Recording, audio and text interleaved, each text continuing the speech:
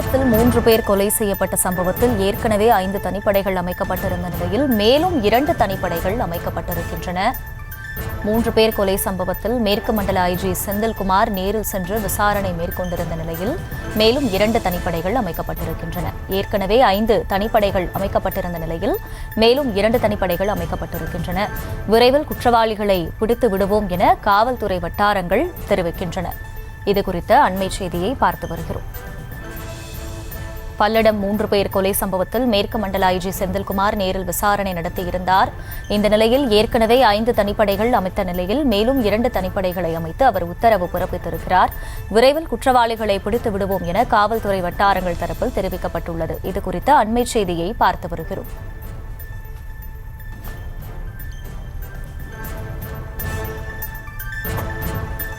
திருப்பூர் மாவட்டம் பல்லடத்தில் 3 பேர் கொலை செய்யப்பட்ட சம்பவத்தில் ஏற்கனவே 5 தனிப்படைகள் அமைத்து விசாரணை தொடங்கியிருக்கும் நிலையில் மேலும் 2 தனிப்படைகள் அமைக்கப்பட்டிருக்கின்றன.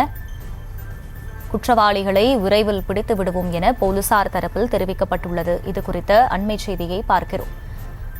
சம்பவ இடத்திற்கு சென்று மேற்கு மண்டல ஐஜி செந்தில்குமார் விசாரணை மேற்கொண்டிருந்த நிலையில் மேலும் 2 தனிப்படைகளை அமைத்து அவர் உத்தரவு பிறப்பித்திருக்கிறார். இதுகுறித்த அண்மை செய்தியை பார்த்து வருகிறோம்.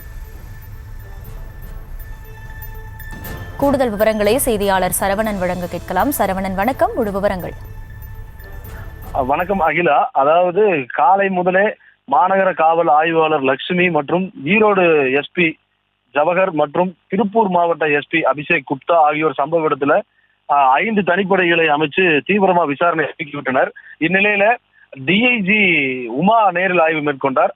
அவர்கள் வந்த அரை மணி நேரத்துல மேற்கு மண்டல ஐஜி செந்தில்குமார் நேரில் விசாரணை மேற்கொண்டார். அப்போது சம்பவம் நடந்த வீட்டுக்குள்ளே சென்று தடயங்களையும் பார்த்தார். தொடர்ந்து வெளியே வந்து அவர் அதாவது நடந்த சம்பவம் பொறுத்த வரைக்குமே நள்ளிரவு 2 மணி அளவில் நாய் குலைத்திருக்கிறது. நாய் குலைத்த போது தெய்வசிகாமணி வெளியே வந்து பார்த்த இடத்திலேயே அவர் அடிபட்டு அவரை அடித்து அதே இடத்திலேயே சம்பவ இடத்திலேயே கொன்று விட்டு பிறகு வீட்டுக்குள் சென்று இந்த சம்பவமானது அரங்கேறியதை ஐஜி தகவல் தெரிவித்தார். இந்நிலையில இந்த தோட்டம் அதாவது 6 ஏக்கர் பரப்பளவில் உள்ள தென்னை தோப்பு பகுதியில் இருக்கக்கூடிய அனைத்து பகுதிகளிலுமே இன்ச்சா 50 போலீசார் தடயங்கள் கிடைக்கின்றனவா, ஏதேனும் அவர்கள் குற்றவாளிகளுடைய பொருட்கள் ஏதேனும் சிதறி கிடைக்கின்றனவா அப்படிங்கிற கோணத்துல இன்ச்சா தேடினாங்க. எதுவுமே கிடைக்கப்பெறல. தொடர்ந்து 6 ஏக்கர் பரப்பளவிலுமே ஐஜி டைரக்டா நடந்து சென்று சுற்றி பார்த்தார். பிறகு அனைத்து எஸ்பிகளிடமும் தனிப்படை டிஎஸ்பிகளிடமும் பேசிய அவர் செய்தியாளர்கள் கேள்வி எழுப்பினோம். செய்தியாளர்கள் கேள்வி எழுப்பும் போது சார் இந்த சம்பவம் குறித்து இதுவரைக்கும் என்ன துப்பு தொடங்கியது கேள்வி எழுப்பும் போது இதுவரைக்கும் அதாவது குற்றவாளிகளை நெருங்கி கொண்டிருக்கிறோம். வெளியிருக்கக்கூடிய சிசிடிவி கண்காணிப்புகளை கொண்டு நாங்கள் ஆய்வு மேற்கொண்டு வருகிறோம். மேலும் 5 தனிப்படைகள் போதாத எனவும் 7 தனிப்படைகள் தற்போது இந்த தலைமையில் அமைத்துள்ளதாகவும் அவர்கள் தெரிவித்து சென்றார். தொடர்ந்து 3 உடல்களும் திருப்பூர் அரசு மருத்துவமனையில் பிரேத பரிசோதனைக்காக அனுமதித்து தற்போது பிரேத பரிசோதனை அது நடைபெற்று வருகிறது. மாலை 5 மணி சுமார் அளவிலே இதே பகுதியில் இதே இல்லத்து தோட்டத்திலேயே அவர்கள் 3 உடலும் அவர்களுடைய சொந்த நிலத்திலேயே தகனம் செய்வதற்கான ஏற்பாடுகள் தற்போது நடைபெற்று வருகின்றது. அகிலா,